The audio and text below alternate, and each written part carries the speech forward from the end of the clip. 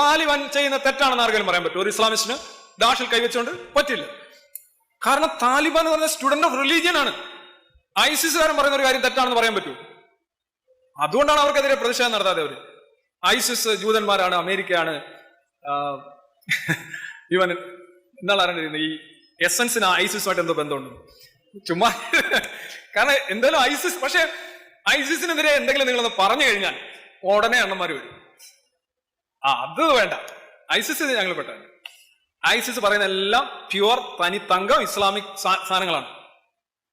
താലിബാൻ പറയുന്നത് ഇസ്ലാമിക് സാധനങ്ങളാണ്. അപ്പൊ പിന്നെ ഇവിടെ ഉള്ളവർ പറയുന്നു, അവർ പറയുന്നത് ഇസ്ലാമിക് അല്ല. അവർ അൽ റാസിയും അൽ മാരിയും അൽ ഡാഷും ഒക്കെ പറഞ്ഞോണോ പറയുന്നത്?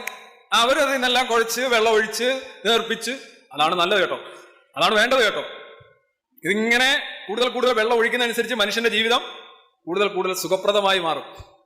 മതം ഇങ്ങനെ നേർപ്പിക്കണം, മദ്യം നേർപ്പിക്കുന്നത് പോലെ വെള്ളം ഒഴിക്കുന്നവനെയാണ് നമ്മൾ അംഗീകരിക്കേണ്ടത്.